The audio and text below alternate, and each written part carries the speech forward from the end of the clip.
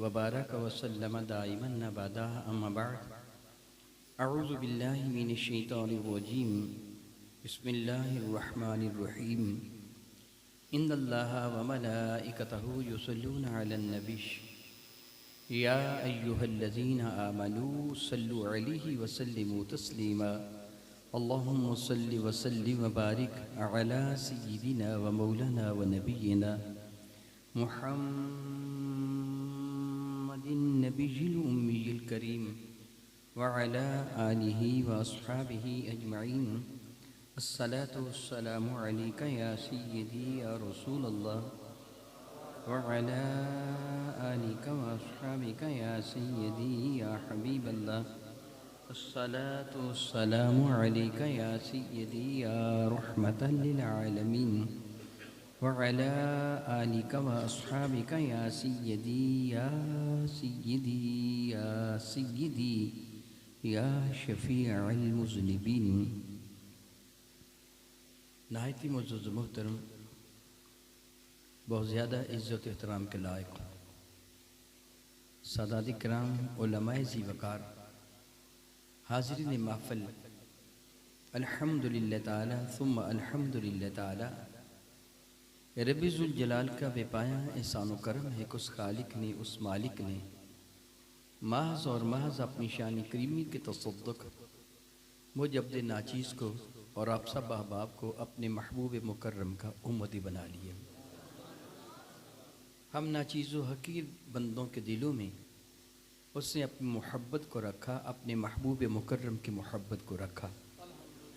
रब्बी ज़ुल जलाल खुद इरशाद फरमाता है, वल्लाहु यहदी मन यशाउ इला सिराति मुस्तकीम। वल्लाहु यहदी, और अल्लाह ताला जल्ल वअला हदायत देता है किसे? मैं यशाउ, जिसको वो चाहता है। दुनिया की दौलत अल्लाह ताला किसी को भी दे देता है, अच्छी को भी, बुरे को भी, आला को भी, अदना को भी, मोमन को भी, काफर को भी, गोरे को भी, काले को भी, हर किसी को दे देता है। लेकिन उसकी इज्जत की कसम ईमान की दौलत उसे देता है जिसे वो चाहता है। मौला तेरा कितना करम है, तेरा कितना करम है, किस कदर एहसान है कि तूने हम नाचीज़ो हकीर बंदों को अपने महबूब मुकर्रम की मोहब्बत भी अता फरमाई और अपनी मोहब्बत भी अता फरमाई। मैं अमूमन एक मिसाल देकर समझाया करता हूँ। क्या मुझे इरशाद फरमाइए, क्या आप मैले कुचैले कपड़े रखने वाली टोकरी में कुरान करीम को रखना पसंद करेंगे? क्यों नहीं करेंगे? सबब उसका ये है कि मैले कुचैले कपड़े रखने वाली टोकरी मुकाम में ज़िल्लत में है। कुरान इज़्ज़त वाली किताब है और इज़्ज़त वाली शय को ज़लील जगह नहीं रखा जाता। मैं भी मजबूर हूँ, आप भी मजबूर हैं, मेरा अल्लाह तो मजबूर नहीं है, है ना? जब हम मजबूर होने के बावजूद इज़्ज़त वाली शय को ज़िल्लत वाली जगह नहीं रखते तो मुझे मेरे मौला की इज़्ज़त की कसम, अल्लाह भी अपने और अपने महबूब की मोहब्बत को ज़लील दिलों में नहीं रखता। दिलों का इंतखाब किया जाता है कि किस दिल में मैं अपनी मोहब्बत को रखूं और अपने महबूब की मोहब्बत को रखूं। परवदिगार आलम तेरा कितना करम है कि तूने हम नाचीज़ व हकीर बंदों को इसलिए चुन लिया कि हमारे दिलों में तूने अपनी मोहब्बत को रखा, अपने महबूब मुकर्रम की मोहब्बत को रखा। तेरी इज़्ज़त की कसम, अगर मैं उल्टा लटक कर भी तेरा एहसान अदा करने की कोशिश करूं तो हक़ के एहसान अदा नहीं कर पाता कि तूने इतना बड़ा कर्म किया कि हम जैसे नाचीज़ बंदों को अपना प्यार अता फरमा दिया, अपने महबूब मुकर्रम का प्यार फरमा दिया। अल्हम्दुलिल्लाह ताला सुम्मा अल्हम्दुलिल्लाह ताला, अल्लाह ताला ने हमें अक़ीदा अहले सुन्नत व जमाअत अता फरमाया और बिहम्दिल्लाह ताला सुम्मा अल्हम्दुलिल्लाह ताला इस अक़ीदे की बुनियाद अल्लाह और उसके रसूल की मोहब्बत है। अल्लाह रब्बुल इज़्ज़त जल्ल वअला कुरान करीम में एक ईमान वाले की डेफिनेशन का जिक्र फरमाते हैं कि एक ईमान वाले की सिफ़त क्या है। फरमाते हैं वल्लज़ीना आमनू अशद्दु हुब्बन लिल्लाह, ईमान वाला अपने रब से टूट कर मोहब्बत करता है, शदीद तरीन मोहब्बत करता है, माज़ मोहब्बत नहीं, अशद्दु हुब्बन लिल्लाह। ज़िक्र फरमाता है कि युहिब्बूनहुम कहुब्बिल्लाह, वो काफिर भी, मुशरिकीन भी अपने माबूदान बातिल से प्यार तो करते हैं।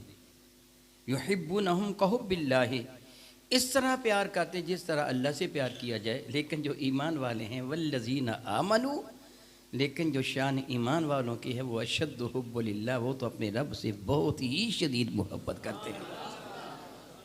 फिर रब्बे कायनात जल वाला सूरतुन निसा में इरशाद ग्रामी कदर फरमाते हैं, ए महबूब मुकर्रम अलैहिस्सलाम, फला व रब्बिक ला युमिनून हत्ता युहक्किमूका फीमा शजरा बैनहुम। महबूब को तेरे रब की कसम, आपने उलमा से इस मौजू पर बहुत मरतबा सुना होगा कि अंदाज़े कसम कितना निराला है। ये नहीं कहा कि मुझको मेरी इज़्ज़त की कसम, मेरे जलाल की कसम, मेरे उलूवे मर्तबत की कसम, मेरी ज़ात की कसम, नहीं, महबूब मुझको तेरे रब की कसम। और जवाब कसम क्या है? ला युमिनून, इनमें कोई भी ईमान वाला नहीं है। उस वक्त खिताब किन से था? क्या हम लोगों से था? पाकिस्तान वालों से था? किन से खिताब था? सिद्दीक़ो, फ़ारूक़ो, उस्मानो, अली और सादो मिक़दाद से खिताब था,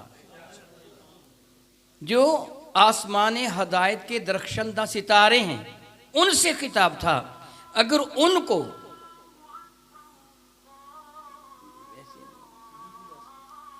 उनसे खिताब था, ज़रा सोचिए, अगर इतने आला लोगों को फरमाया जा रहा है कि अल्लाह ताला जल्ला वाला फरमाता महबूब मुझको तेरे रब की कसम, इनमें कोई भी ईमान वाला नहीं, तो हम किस बात की मूली हैं?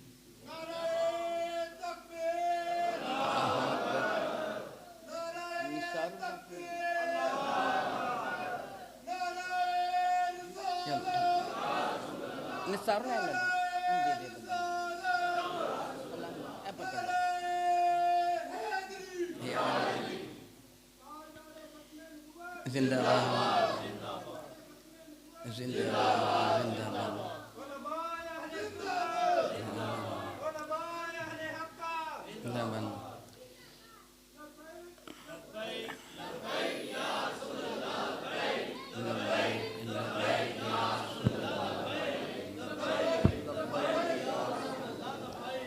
एक गुजारिश करूँगा, नारा ज़रूर लगाइए लेकिन मुख्तसर रखिए ताकि गुफ्तगू हो सके।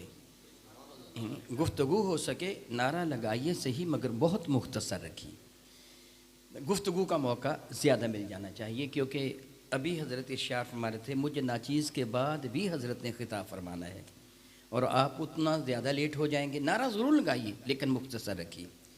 तो मैं अर्ज़ कर रहा था, जवाब कसम क्या है? महबूब ये कब तक ईमान वाले नहीं है? फला व रब्बिक ला युमिनून, ये ईमान वाले नहीं हैं। कब तक ईमान वाले नहीं हैं? जब तक कुरान नहीं हिफ्ज़ करेंगे, जब तक ये हाफिजुल हदीस ना बन जाएंगे, जब तक ये फ़क़ीह ना बन जाएंगे, क्या जब तक ये बहुत नमाजें ना अदा करेंगे, क्या जब तक ये हज अदा ना करेंगे, क्या जब तक ये जिहाद नहीं करेंगे? इस जगह इनमें से किसी भी चीज़ का जिक्र नहीं है, अगरचे सारी चीज़ें ज़रूरी है। इस जगह फरमाया हत्ता युहक्किमूका, जब तक ये तुझे अपना आका नहीं मानेंगे। क्योंकि जब तक ईमान ही ना होगा तो ये बकिया इबादत और आएगा हैं, इनके लिए तो ईमान शर्त है ना। हत्ता युहक्किमूका, जब तक ये तुझे अपना हकम तस्लीम नहीं कर लेते, अपना आका नहीं मान लेते, अपना हाकिम नहीं मान लेते, अपने फैसल नहीं मान लेते। किन मामलात में? हत्ता युहक्किमूका फीमा शजरा बैनहुम, हर वो मामला जो इनके दरमियान वकूअ पज़ीर हो। हज़रत कारी साहब तशरीफ़ फरमा है, नमाज़ पढ़ाते हैं बिहम्दिल्लाह ताला सुम्मा अल्हम्दुलिल्लाह ताला। इनके पीछे नमाज़ पढ़ने वाला बड़े से बड़ा ब्यूरोक्रेट क्यों ना हो या बड़े से बड़ा सियासतदान क्यों ना हो, मुल्क का प्राइम मिनिस्टर क्यों ना हो, प्रेसिडेंट क्यों ना हो, चीफ जस्टिस क्यों ना हो, वो आर्मी चीफ क्यों ना हो, जब तक ये रुकू में रहेंगे उसकी जुर्रत है रुकू से सर उठाए। जब तक ये किरात फरमाते रहेंगे उसकी जुर्रत है रुकू में जाए। कोई रुकू में सजदा में सर रखे हुए था, रुकू के बाद उसको लुत्फ़ आना शुरू हो गया, मज़ा आना शुरू हो गया सजदा में, ऊपर से ना फेंके, ये ठीक नहीं है, ठीक कर, ये पाँव से उठा लें। इन पर एक हदीस का मफ़हूम होता है, हम तो हैं ही इज़्ज़त करने वाले। मैं अर्ज़ कर रहा था कि सजदा में लुत्फ़ आना शुरू हो गया, कारी साहब ने सजदा से सर उठा लिया, आपको लुत्फ़ आ रहा था, आपका जी चाहता था मैं सजदा तवील करूं, आपको हुक्म क्या है? सजदा से सर, सजदा किसको कर रहे थे? नमाज किसकी पढ़ रहे थे? और अतात किसकी कर रहे हो? ऐन नमाज की हालत में, ऐन नमाज की हालत में नमाज तो रब की पढ़ रहे हो, सजदा को तो रब को कर रहे थे। लुत्फ तुम्हें आ रहा था, मगर जब इन्होंने सर उठाया तो तुम पे वाजिब हो गया सर उठाओ। इमाम की इक्तदा वाजिब है। अगर तू सर नहीं उठाएगा, अपनी मर्जी करेगा, तेरा रब तेरी नमाज तेरे मुंह पे दे मारेगा, कबूल नहीं करेगा। हालांकि नमाज तो रब की पढ़ते हो, फिर इनकी अतात कर रहे हो, फरमाबरदारी कर रहे हो। अब कारी साहब कहें, ख्याल फरमाएं कि अल्हम्दुलिल्लाह लोग मेरे कितने फरमाबरदार हैं। जब तक मैं रुकू नहीं करता किसी की जुर्रत नहीं, जब तक मैं सजदा नहीं करता किसी की जुर्रत नहीं, मेरे बड़े फरमाबरदार हैं। कारी साहब चौधरी को बुला के कहें, इधर आप बात सुन, कल को इतने बजे तूने फलां जगह पहुंचना है। उसका जवाब होगा, कारी साहब मैं नमाज में तो तुम्हारा कहना मानता हूँ, हर मामले में नहीं मानूंगा। ऐसे है ना, नमाज में तुम्हारा कहना मानता हूँ मगर हर मामले में नहीं मानूंगा। रब फरमाता, महबूब मुझको तेरे रब की कसम जब तक हर मामले में तेरा हुक्म ना माने ये ईमान वाले है ही नहीं। फीमा शजरा बैनहुम, जो भी इनके दरमियान मामलात आते हैं उनमें जब तक ये तेरा हुक्म नहीं मानेंगे, मुझको तेरे रब की कसम मैं इनको ईमान वाला मानता ही नहीं, मैं इनके ईमान का इनकार करता हूँ। अगर अल्लाह और उसके रसूल किसी का ईमान का इनकार कर दे, यूनियन कौंसिल वाले, ज़िला कौंसिल वाले, वोट लेने वाले, उसको मुसलमानों की फहरिस्त में शामिल रखें न रखें, ईमान वाला नहीं हो सकता। और फिर मानना ही काफ़ी नहीं। अब आप किसी से पूछें मुल्क का वज़ीर आज़म कौन है, वो एक नाम लेंगे, जी फ़लाँ साहब वज़ीर आज़म है। आप उससे पूछे कि तो उसकी पार्टी से ताल्लुक़ रखता है, वो कहेगा नहीं, मेरा तो उसकी मुखालिफ पार्टी से ताल्लुक़ है। फिर तू क्यों मानता है? बस मानता हूँ लेकिन दिल से उसको कबूल नहीं करता। रब फरमाता, महबूब फिर तुझे मानकर वला ताजिद फी अनफुसिहिम हरज, महबूब अपने दिल में वो को तंगी ना पाए। महबूबे मुकर्रम तुझे वो अपना हक माने। फी मा शजरा बैनहुम सुम्मा ला यजिदू फी अनफुसिहिम हरज। उलमा तशरीफ फरमा है, हर्ज कहते हैं मामूली सी तंगी को। बतौर मिसाल मैं अब गुफ्तगू कर रहा हूँ, आप में से किसी दोस्त के दिल में यह ख्याल पैदा हो, शाहजी ने किस मौजू पे गुफ्तगू शुरू कर दी है, हमने तो ये महफ़िल मुबारक सैयदना सिद्दीक़ अकबर रज़ियल्लाहु तआला के लिए सजा रखी है, ये दूसरे मौजू पे गुफ्तगू कर रहे हैं, इस मौजू पे की बजाय सैयदना सिद्दीक़ अकबर का मौजू इन्होंने क्यों नहीं शुरू किया? उसके दिल में मेरे लिए तंगी आ गई। रब फरमाता, महबूब मुझको तेरे रब की कसम तेरे बारे में किसी के दिल में तंगी आ गई, वो भी काफिर। बहुत बारीक बात है, बहुत बारीक बात है, बहुत बारीक बात है। हर मामले में तुझे अपना हक माने, सुम्मा ला यजिदू फी अनफुसिहिम हरज, ये बहुत बड़ी बात है। दो आदमी बाहम एक दूसरे के साथ झगड़ा करें, उनके अंदर नज़ा हो, झगड़ा हो, वो किसी के पास है, मेरे पास आए, मैं उन दोनों में से एक के हक में फैसला दे दूं कि ये सच्चा है, ये सच्चा नहीं है, तो जिसके खिलाफ मैंने फैसला दिया उसके दिल में थोड़ा सा तरद्दुद पैदा हुआ कि नहीं हुआ? रब फरमाता, महबूब तेरे फैसले के बारे में जिसके दिल में तरद्दुद पैदा हुआ, मुझको तेरे रब की कसम वो भी ईमान वाला नहीं है। अपनी तरफ से नहीं कह रहा, उलमा से पूछ लीजिए। अल्लाह फरमाता, सुम्मा ला यजिदू फी अनफुसिहिम हरज मिम्मा कदैत, महबूब जो तेरा जी चाहे फैसला कर दे, जो भी तूने फैसला कर दिया, वह युसल्लिमु तस्लीमा, दिल की गहराई से वो उसको कबूल करें तो फिर ईमान वाले हैं, वगरना ईमान वाले हैं नहीं है। ये रब फरमाता है और सादा लफ्ज़ों में नहीं, कसम जिक्र करके फरमाता है। सही बुखारी है, किताबुल ईमान है, हदीस का नंबर 11-12 भी हो सकते हैं और 12-13 भी, बाज़ किताबों में 11-12 हैं, वो तरीके मुहद्दिसीन गिनते हैं, बाज़ दूसरे तरीके से। एक हदीस मुबारक के रावी हज़रत सैयदना अनस बिन मालिक और दूसरी के सैयदना अबी हुरैरा मेरे करीब फरमाते हैं, फ़ला वरब्बिका ला युमिनून, मुझको ये तो रब्बी करीब फरमाते हैं ना, मेरे नबी फरमाते हैं, वल्लज़ी नफ्सी बियदिही, मैं कसम उठाता हूँ उस रब्बे कायनात की जिसके दस्ते कुदरत में मुझ मोहम्मद की जान है। अल्लाह ने भी कसम जिक्र फरमाई, मेरे नबी भी कसम जिक्र फरमाते हैं, वल्लज़ी नफ्सी बियदिही, मुझे कसम से रब्बे ज़ुल जलाल की जिसके दस्से कुदरत में मुझ मोहम्मद की जान है, ला युमिनु अहदुकुम, तुम में कोई भी ईमान वाला नहीं। कब तक? हत्ता अकूना अहब्बा इलैहि मिन वालिदिही व वलदिही, जब तक वो अपनी माँ से, अपने अब्बा से, अपनी औलाद से सबसे बढ़कर मुझ मुस्तफ़ा से प्यार नहीं करता। मुझको अल्लाह की कसम जिसके दस्ते कुदरत में मेरी जान है, वो ईमान वाला है ही नहीं है। और दूसरी रिवायत में क्या है? ला युमिनु अहदुकुम हत्ता अकूना अहब्बा इलैहि मिन वालिदिही व वलदिही वन्नास अजमईन, जब तक सारे इंसानों, तेरा ताया, तेरा चचा, तेरा नाना, तेरा दादा, तेरा मामू, तेरा कबीला, तेरा ख़ानदान, तेरे अज़्ज़ो-क़रबा, तेरी पार्टी वाले, तेरे मोहल्ले वाले, तेरी कौम वाले, तेरे कबीले वाले, तेरे मुल्क वाले, वो तो क्या, वन्नास अजमईन, सारे के सारे इंसान बशमूल तेरी अपनी ज़ात के, जब तक तू सबसे बढ़कर मुझ मुस्तफ़ा से प्यार नहीं करेगा तो ईमान वाला है ही नहीं है। फिर फैसला भी तो तब ही इस तरह माना जाता है ना जब ईमान अपनी मेराज को पहुंच जाता है। फिर सादा से लफ्ज़ों में मुझे बताइए, फिर ईमान किस चीज़ का नाम हुआ? अल्लाह और उसके रसूल की मोहब्बत की मेराज का नाम ईमान है। मैं आपसे सवाल करता हूँ, बताइए ईमान वाला अल्लाह और उसके रसूल से क्या करता है? जी नहीं, शदीद तरीन मोहब्बत, महज मोहब्बत नहीं, महज मोहब्बत नहीं, महज मोहब्बत नहीं, बल्कि शदीद तरीन मोहब्बत। जब तक ये मोहब्बत अपनी शिद्दत की इंतहा को नहीं पहुंचती, ईमान ही मुकम्मल नहीं होता, ईमान ही मुकम्मल नहीं होता।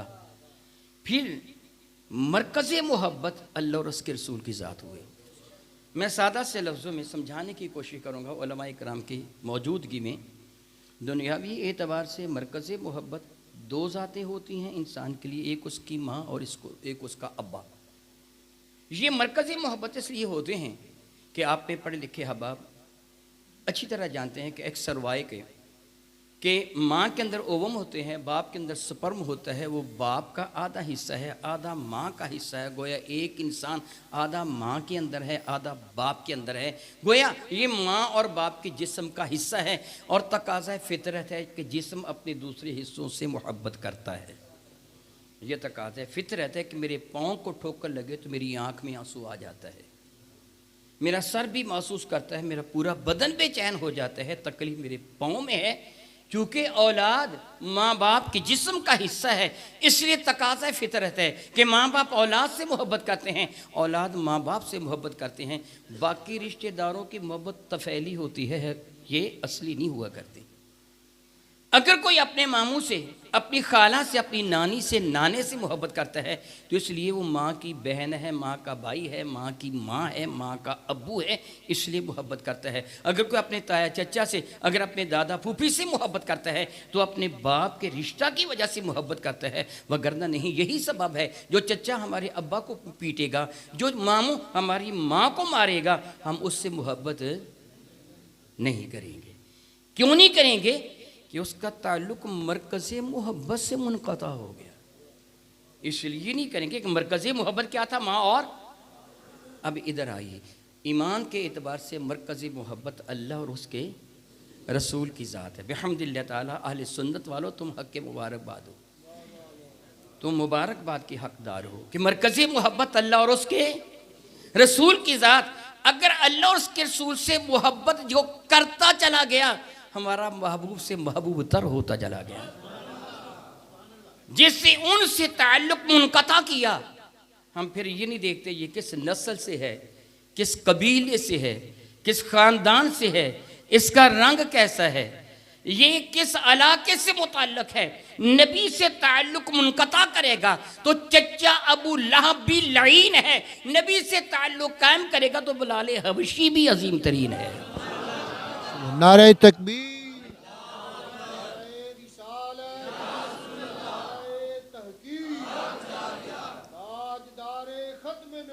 जिंदाबाद जिंदाबाद, जिंदाबाद जिंदाबाद। और सुनियो, मुझे बताओ, तुम गौसे आज़म से मोहब्बत करते हो? जी, इमाम आज़म से मोहब्बत करते हो? दाता साहब से मोहब्बत करते हो, बाबा साहब से मोहब्बत करते हो? तुमने उनको देखा है? माँ की तरफ से रिश्तेदार हैं कि अब्बा की जानिब से? जी, न माँ की जानिब से रिश्तेदार ने अब्बा। फिर सबब मोहब्बत क्या है? क्योंकि वो हमारे रब से मोहब्बत करते, इसलिए हम उनसे मोहब्बत करते हैं। मोदी से भी मोहब्बत करते हो? मोदी से मोहब्बत करते हो बदबख्त से? अमेरिका के सदर से मोहब्बत करते हो? इसराइल के वजीर आज़म से मोहब्बत करते हो? उन्होंने तुम्हारी ज़मीन पर कब्जा कर रखा है। उन्होंने तुम्हें गाली बकी थी, तुम्हें मारा पीटा था, फिर उससे मोहब्बत क्यों नहीं करते? जो मेरे नबी से नफ़रत करता है, हम उससे नफ़रत करते हैं। मोहब्बत भी अल्लाह की रज़ा के लिए है, तुम्हारी नफ़रत भी अल्लाह की रज़ा के लिए है। कोई पूछे तुम औलिया अल्लाह को क्यों मानते हो, तो तुम दरअसल उनको नहीं, अपने रब को मानते हो, अपने नबी को मानते हो। बिहम्दिल्लाह ताला इसी उसूल के तहत हम नबी की अहले बैत से भी मोहब्बत करते हैं, नबी के सहाबा से भी मोहब्बत करते हैं। इसी उसूल के तहत हम अपने नबी की अहले बैत से मोहब्बत करते हैं, नबी के सहाबा से मोहब्बत करते हैं। और सबके दर्जात वराउल वरा, वराउल वरा, वराउल वरा। मेरे करीम आका तशरीफ़ फरमा थे, दरिया रहमत जोश में आया, इरशाद फरमाने लगे कि जो बंदा मोहब्बत से, एहतराम व अक़ीदत के जज्बात में सरशार होकर अपनी माँ का चेहरा देख ले, अपने अब्बा का चेहरा देख ले, रब कायनात हज मबरूर के बराबर सवाब अता फरमा देगा। हज मुअर्रा नहीं है, हज मबरूर है, मफ़ऊल का सीगा है, नेकी उससे भरपूर हज। यह हज मबरूर क्या है? मैं इसकी थोड़ी सी वजाहत कर देता हूँ ताकि मेरी बात समझना आपके लिए आसान हो जाए। मेरे करीम अलैहिस्सलातु वस्सलाम का इरशाद गिरामी कदर है कि जो अपने मौला को राज़ी करने के लिए इखलास की दौलत अपने दामन में लिए रिज़्क़ हलाल के साथ हज करता है और पैदल हज करता है, रब्बे ज़ुल जलाल उसको उसके हर कदम के बदला में 700 नेकी हर में काबा की नेकी के बराबर अता फरमा देता है।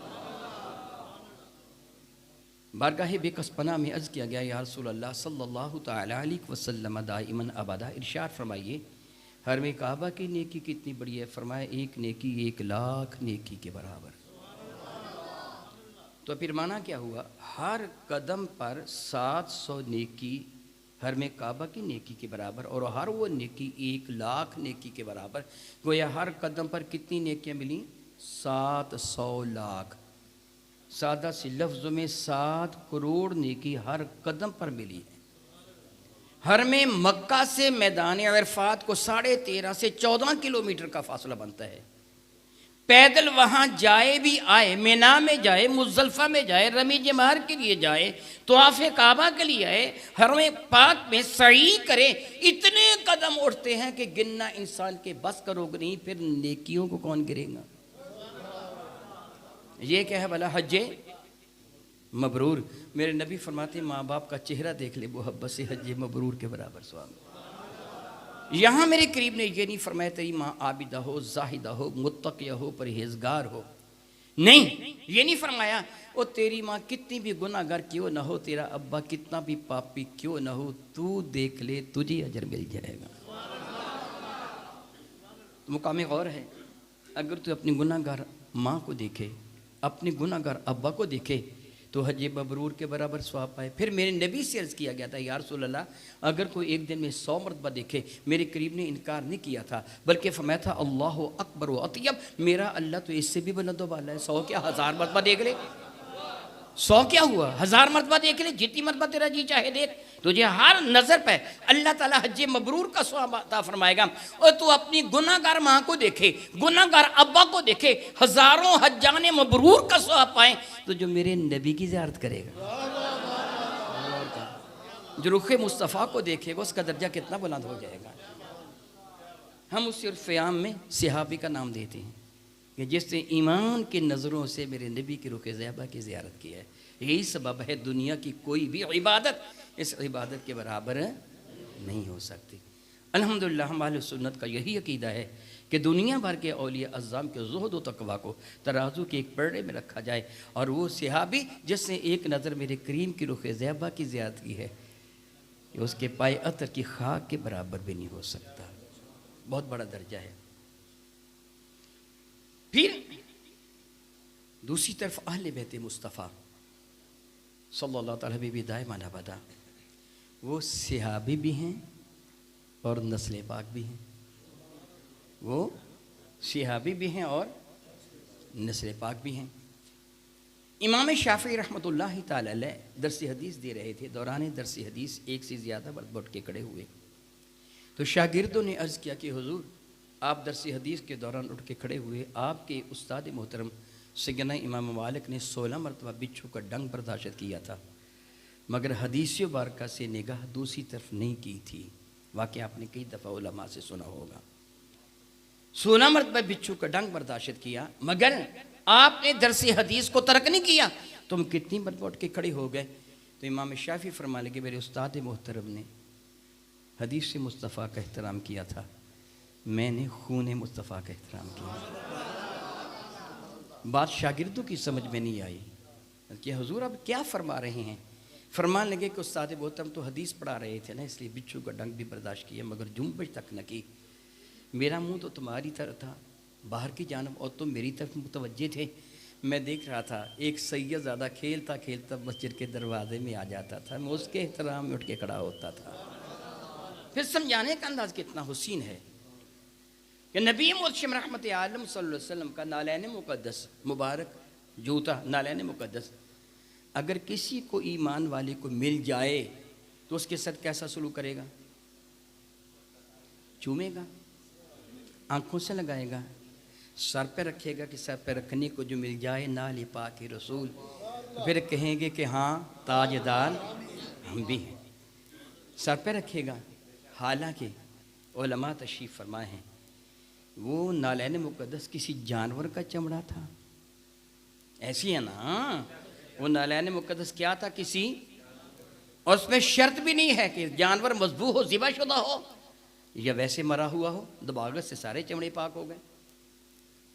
कोई भी आप जूता लेते हैं उसको पाक माना जाएगा। सिर्फ 2 चमड़े पाक नहीं होते, एक इंसान का और एक खंजीर का। इंसान का इज्जत और शर्फ की वजह से, खंजीर का नजसुल ऐन होने की वजह से। बाकी हर जानवर का चमड़ा दबागत से पाक हो जाता है। मेरे नबी का नालैन मुक़द्दस किसी जानवर का चमड़ा था, उसको क्यों ये शर्म मिला? बस उसने मेरे नबी के कदमों को चूमा था, इतना शर्म मिला। फरमान के फिर बता, जिसका ताल्लुक नबी के कदमों से हुआ वो इज्जत वाला है, तो जिसके बदन में नबी का खून है उसका आलम क्या होगा? वो कितनी इज्जत वाला होगा। बिहम्दिल्लाह ताला हम अहले सुन्नत अहले बैत की भी इज्जत करते हैं और सहाबा की भी इज्जत करते हैं। फिर आम सहाबी की बात और है। एक वो भी तो सहाबी है ना जिसे देख कर मेरे नबी मुस्करा के कहते थे, उमर मुझे उस अल्लाह की कसम जिसके दस से कुदरत में मेरी जान है, जिस राह से तू आता है शैतान वो राह छोड़ जाया करता है। उसकी जुर्रत नहीं कि तेरा साया बर्दाश्त कर पाए, वो राह छोड़ देता है। मैं भी शैतान से डरता हूँ और आप भी शैतान से डरते हैं, इसलिए तावुज़ पढ़ते हैं कि अल्लाह हम उस खबीस के मुकाबले में तेरी पनाह में आते हैं, तू बचा ले हमें। अऊज़ु बिल्लाहि मिनश शैतानिर, यही मफ़हूम है इसका बनता कि मौला तू हमें बचा ले उस खबीस के शर से कि हम नहीं बच सकते। मैं भी शैतान से डरता हूँ, आप भी शैतान से डरते हैं, सारी दुनिया वाले ईमान वाले शैतान से डरते हैं, मगर उमर तेरी शान कितनी बुलंद है कि शैतान तुझसे डरता है। ये मुझे मारेगा, ये मुझे मारेगा।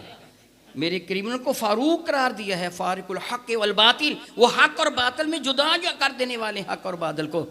और फिर उसका मर्तबा कौन जानेगा कि जिसके लिए यही उम्र ये जुमला कहते हैं कि मेरी ज़िंदगी भर की कोई नेकियां ले जाए, अबू बकर की एक रात की मोतियाँ मुझे मिल जाए, तो उसके मर्तबे को कौन पहुँचेगा?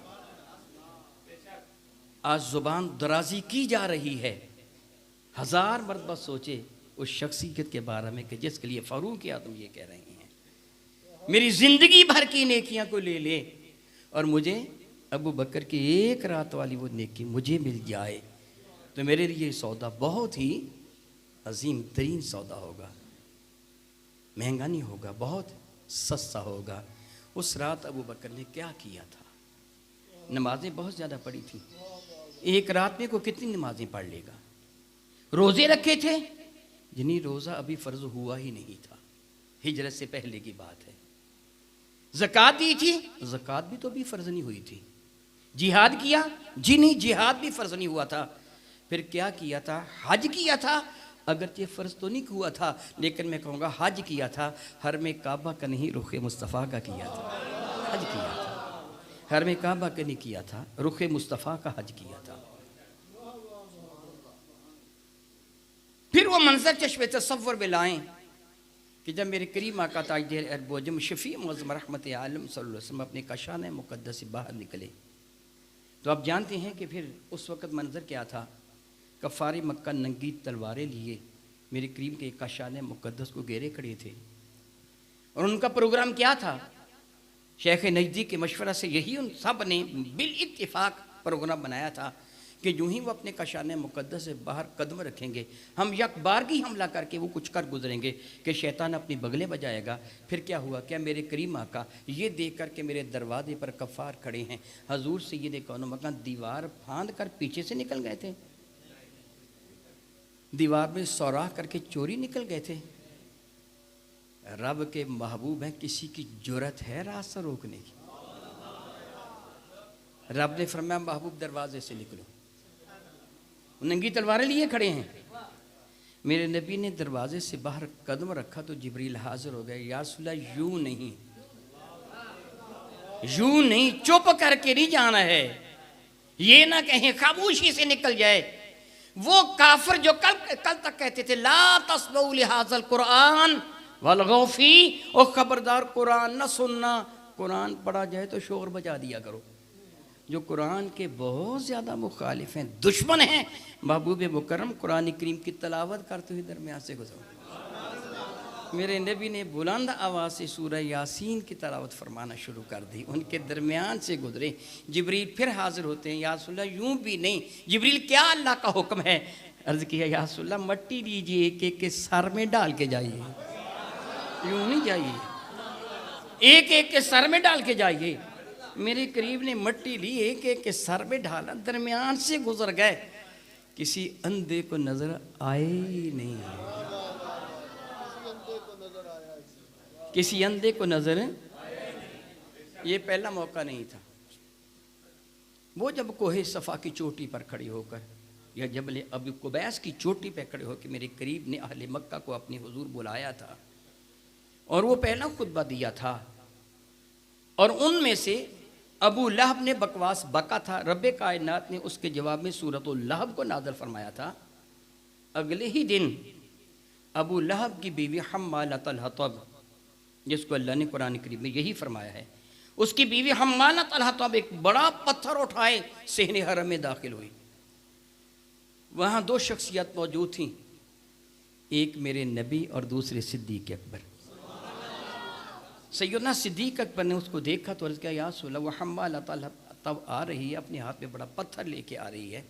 या रसूल अल्लाह, गुस्ताख, जुबान दराज वो औरत है, डर है कि कहीं आपसे पत्थर को एज़ा ना दे, इधर उधर हो जाना चाहिए, यहाँ से निकल जाना चाहिए।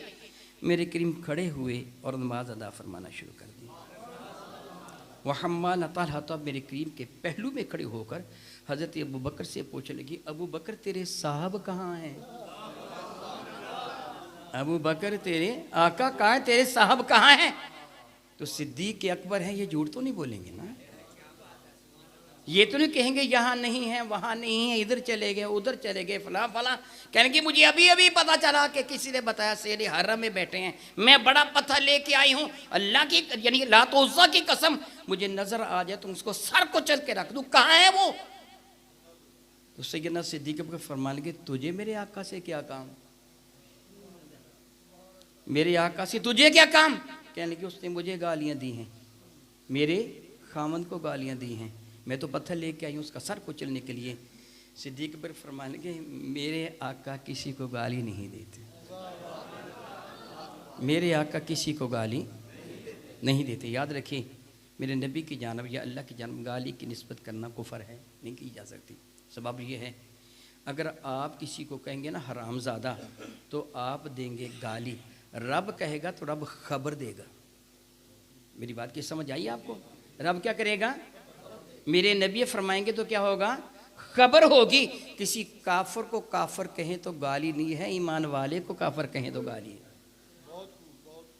काफर को काफर कहें तो गाली नहीं है, ईमान वाले को काफर कहें तो गाली है। मेरा अल्लाह भी जानता है हरामजादा कौन है और मेरे नबी भी जानते हैं कौन है, इसलिए अगर वो कहें तो गाली नहीं बल्कि हकीकत बयान दे फरमा रहे हैं। तो हज़रत सैयदना सिद्दीक़ अकबर फरमा लगे, मेरे आका किसी को गाली देते, वो कहने लगी तुझे नहीं पता उन्होंने गाली दी है, सूरत तब्बत यदा के सिलसिले में गाली दी है, मुझे भी दी है, मेरे खामन को भी दी है। मुझे लात उज़्ज़ा की कसम मुझे नज़र आ जाते तो मैं उसका सर कुछ करके रख देती।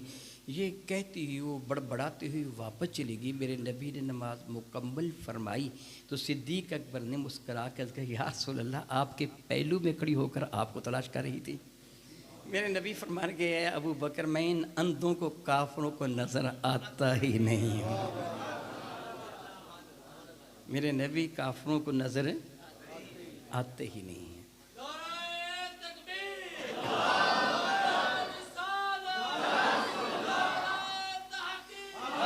जी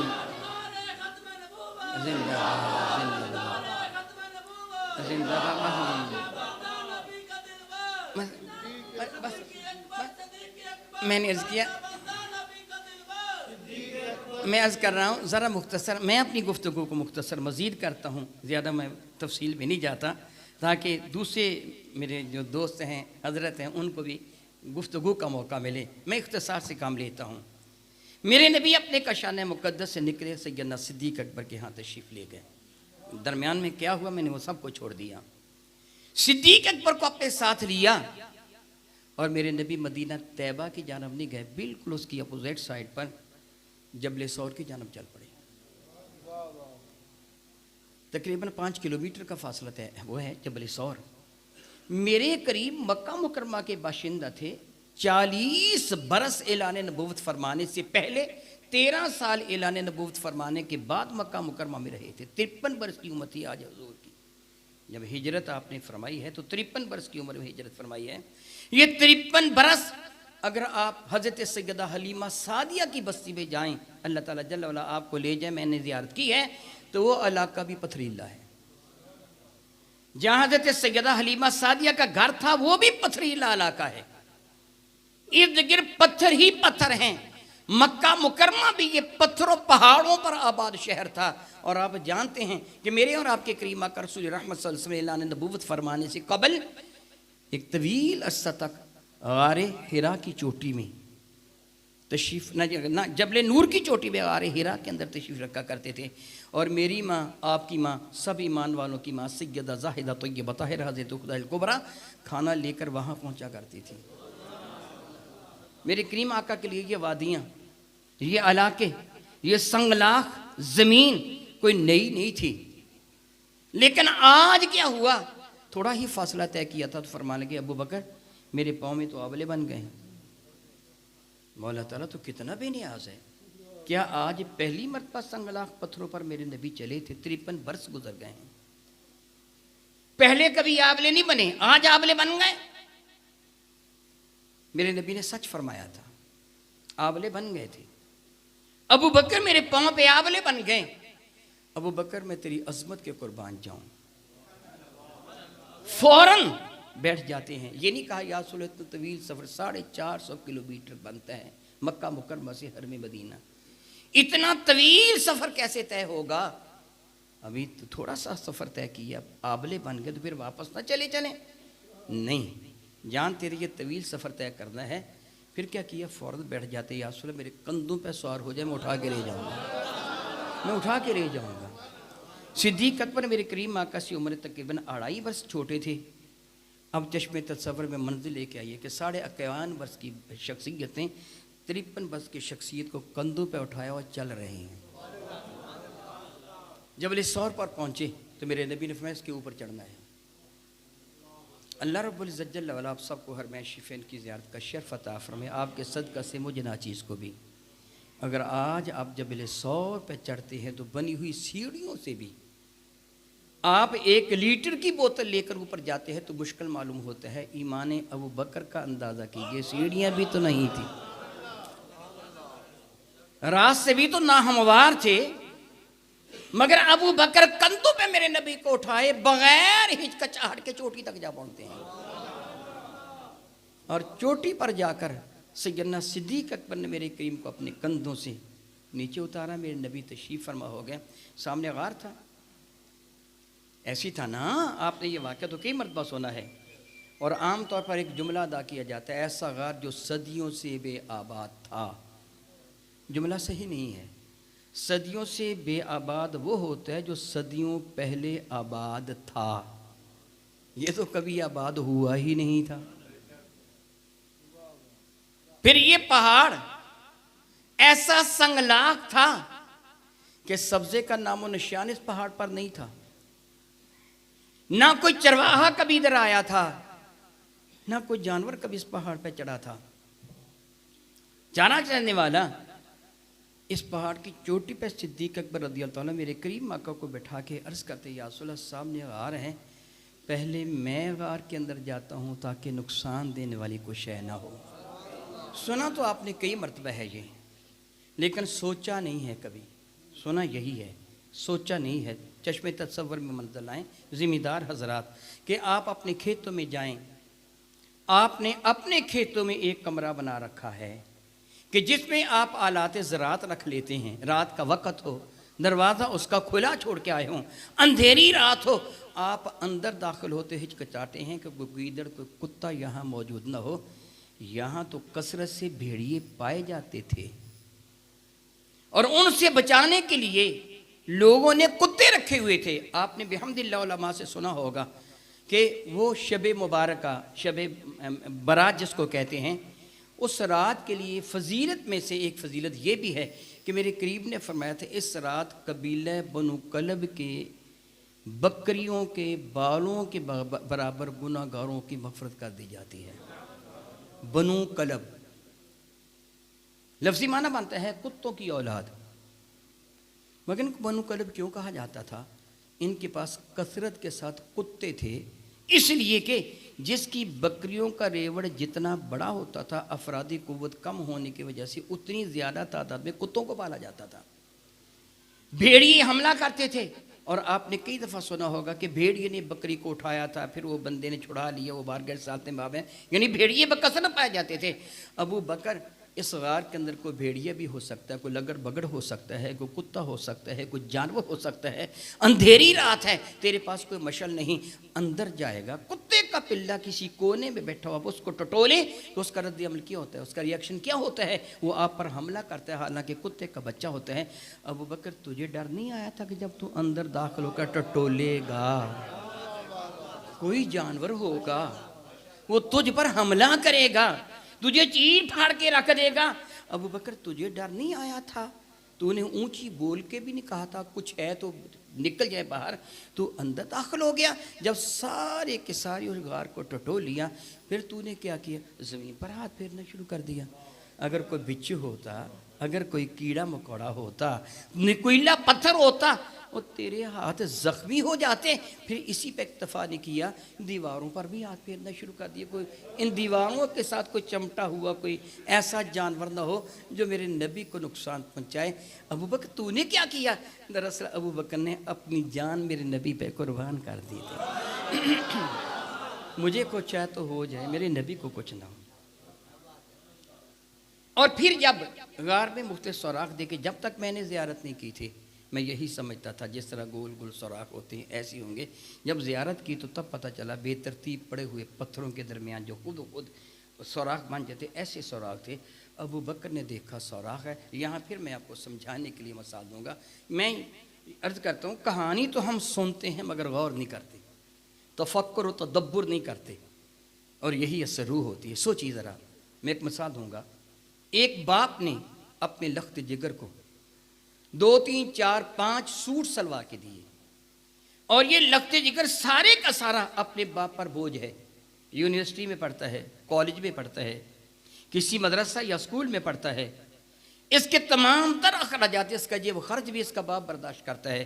अब इसको 3 4 5 6 सूट बना के दिए, वो सारे सूट उसके पास ब्रीफकेस में है। वो अपने अब्बा के साथ जा रहा है और राह चलते चलते अब्बा के पाँव को लगी ठोकर, अंगूठे से खून निकलना शुरू हो गया। उसने अपने लखते जिगर से कहा, ओए बेटे, मेरे प्यारे बेटे, देख तो सही, मेरे पाँव पे जख्म आ गया, फर्स्ट एड के तौर पर मुझे कपड़े की ज़रूरत है, मैं इस पे पट्टी लिपेटूंगा, सख्त दर्द हो रहा है, बेटे जल्दी कर, कोई चीज़ तलाश कर। तो वो फाशार बेटा क्या करेगा, इर्द गिर्द देखेगा ना, कोई कागज़ का टुकड़ा, कोई कपड़े का चथड़ा, कोई चीज़ मुझे मिल जाए कि अब्बा अपने पाँव पे लपेटे। वो अपना कुर्ता फाड़ के तो नहीं देगा कि अब्बा तूने ही बना के दिया है, ये ले ले।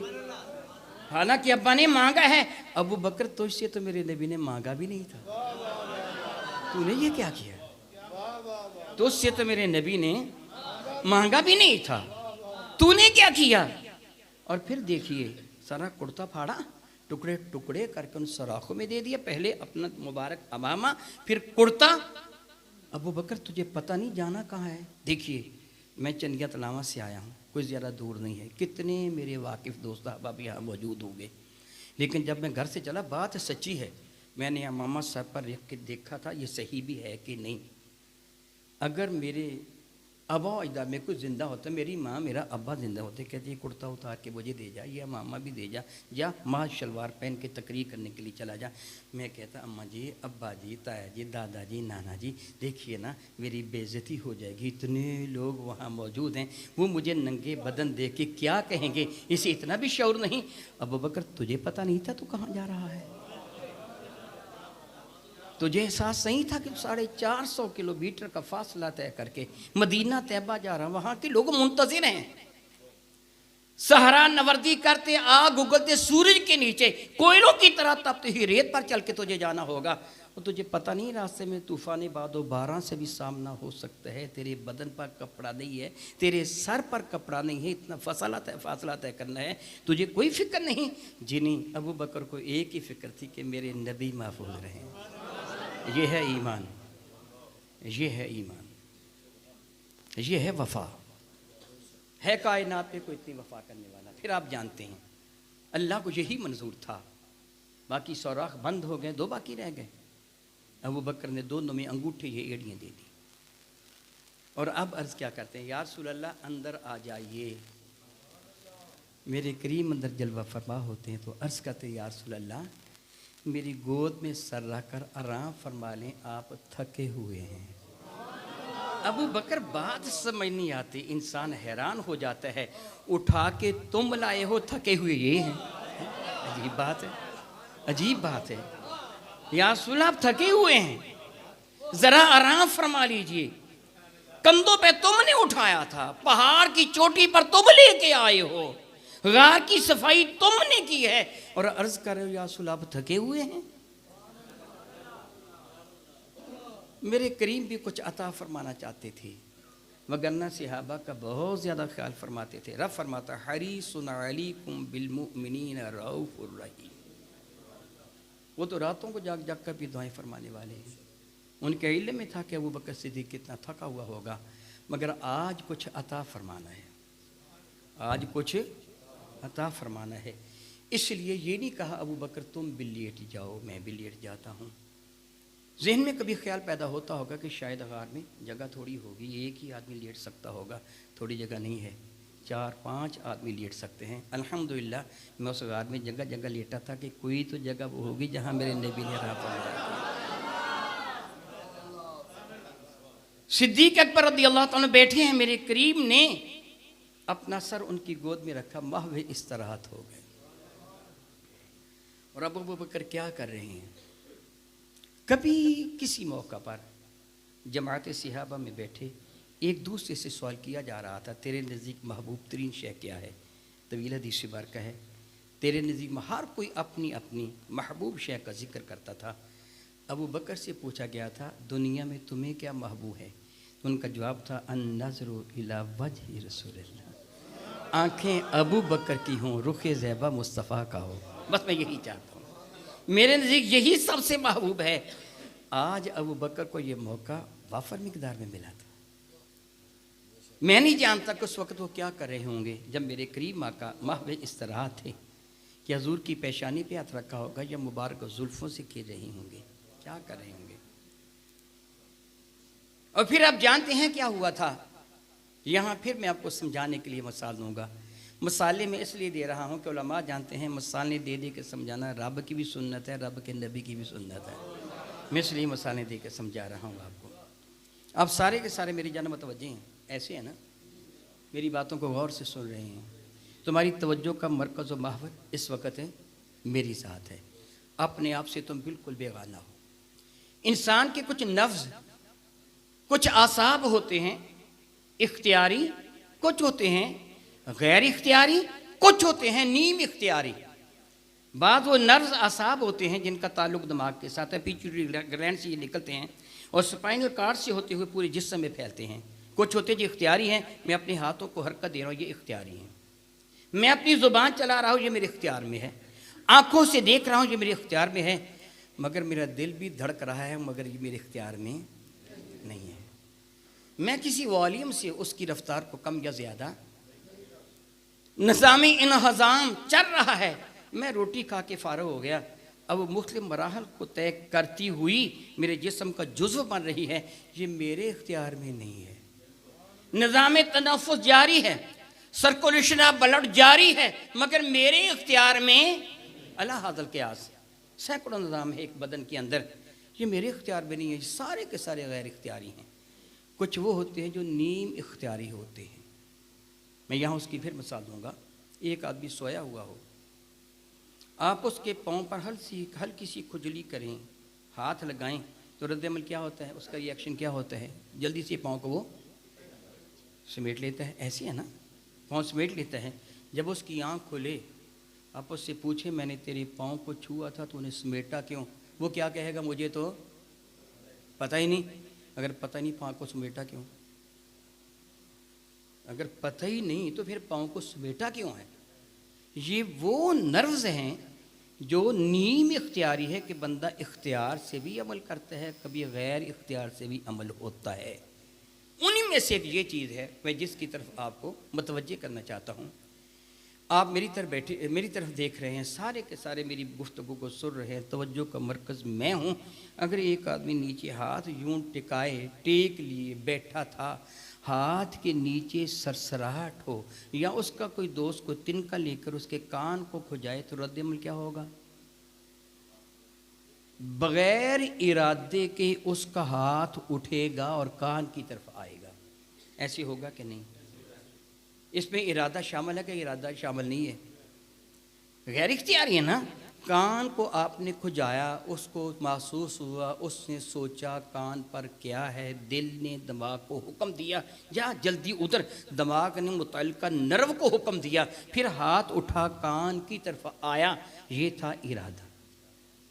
लेकिन इसमें कुछ वक़्त सर्फ होता है। ये अमल गैर इख्तियारी था, फौरन उठाया था। हाथ के नीचे कुछ सरसराहट हो, तू घबरा के हाथ उठाता है। अबू बकर मैं तेरे ईमान के कुर्बान जाऊं, तेरे गैर इख्तियारी अफ़आल भी तेरे इख्तियार के साथ थे। जब उस सौराख में तूने पाँव रखा था, जब सांप ने पहली मरतबा टकराया था, तो पाँव पीछे क्यों नहीं किया। तेरी तवज्जो का मरकज़ और महवर तो मेरे नबी का चेहरा था, तेरी सारी तवज्जो इधर थी। गैर इरादी तौर पर तेरा पाँव पीछे हट जाना चाहिए था, मगर नहीं हटा, मगर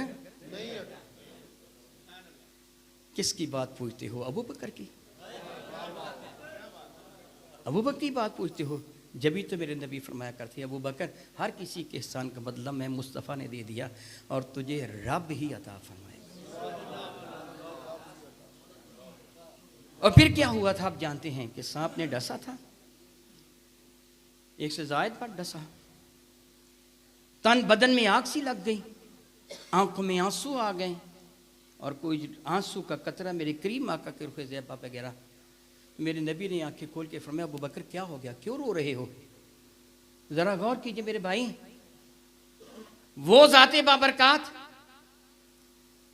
वो बहादुर जाबाज, वो शख्स के जिससे 53 वर्ष की शख्सियत को कंधों पे उठाया और पहाड़ की जड़ से लेकर चोटी तक का सफ़र तय किया और पेशानी पर पसीना तक नहीं आ गया आया, उसकी आंखों में आंसू आ गए। कितना दर्द हुआ होगा, कितना दर्द हुआ होगा। मेरे करीम ने फरमाया अबू बकर क्या हुआ? तो अर्ज़ किया या सुल्ला सौराख में कोई जानवर उसने मुझे डसा, तन बदन में आग लग गई है। इरशाद फरमाया पाँव पीछे कर लो। तो अर्ज़ करते या रसूलल्लाह मैं पाँव पीछे नहीं करूँगा, अल्लाह मुझे आप पर कुर्बान कर दे। इसी हाल में गोया मेरी मौत आ जाए, सौराख बंद रहें, वो जानवर अंदर ना दाखिल हो सके। मेरे करीब ने दोबारा फरमाया और जब मेरे नबी तीसरी मरतबा किसी बात का हुक्म देते थे तो सहाबा पर फ़र्ज़ था बात को मान लेना, कोई इनकार की गुंजाइश ख़त्म हो जाती थी, ख्वाह कुछ भी क्यों ना हो। मेरे करीम आका ने तीसरी बार फरमाया अबू बकर पाँव पीछे कर लो। अबू बकर ने पाँव पीछे किया, मेरे करीब में लुआबे दहन लगाया, सारा दर्द जाता रहा। ये था वो अमल जिसके लिए फ़ारूक आज़म तड़पते थे। कितनी वफ़ा है, कितनी वफ़ा है ज़माने में कोई ऐसी वफ़ा करने वाला? है जुर्रत किसी की कि ऐसी वफ़ा कर सके? यही सबब है जिससे जितनी वफ़ा की मर्तबा उसी कदर बुलंद हो गया। मेरे करीम सल्लल्लाहु अलैहि वसल्लम के सहाबा इकराम की तादाद हज़ारों में नहीं लाखों में थी।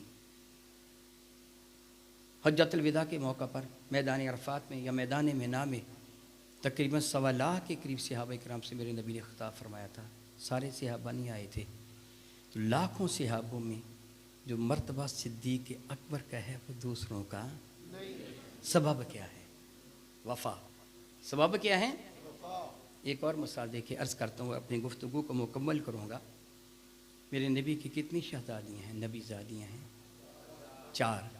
सैयदा ज़ैनब, सैयदा रक़िया, सैयदा उम्मे कुलसूम, सैयदा फ़ातिमा ज़हरा रदियल्लाहु तआला अन्हुन्ना। इन चारों शहज़ादियों ने सैयदा खुदैजा का दूध नोशे जाँ फरमाया है, उनकी आगोश मोहब्बत में परवश पाई है। ये सारे के सारे मेरे नबी की नस्ल से हैं। जो मर्तबा सैयदा फ़ातिमा का है वो दूसरों का क्यों नहीं है? क्या ये सारी नस्लें मुस्तफ़ा से नहीं हैं? क्या ये सारी एक ही माँ की औलाद नहीं है? एक ही माँ का दूध नोशे जाँ नहीं फरमाया? एक ही का आगोश मोहब्बत में परवश नहीं पाई? सबब ये है कि जो प्यार सैयदा फ़ातिमा को था वो नराला ही प्यार था, वो जुदा गाना प्यार था। तो जिसने मेरे नबी से जितना प्यार किया मर्तबा उसी कदर बुलंद हो बाला हो गया। मैं बारगाह रब्बुल इज़्ज़त में दुआ करता हूँ रब्बे कायनात, तो जब तक हमें ज़िंदा रख, मेरे करीम की मोहब्बत में ज़िंदा रख। हमें आखिरी हिचकी आए तो उनके प्यार में, क़यामत के दिन उठें तो तेरी रहमत का और उनके दामन करम का साया हमारा मुक़द्दर बने। आमीन सुम्मा आमीन व आखिर दावाना अनिल हम्दुलिल्लाहि रब्बिल आलमीन। आप तशरीफ़ रखें, तशरीफ़ रखें।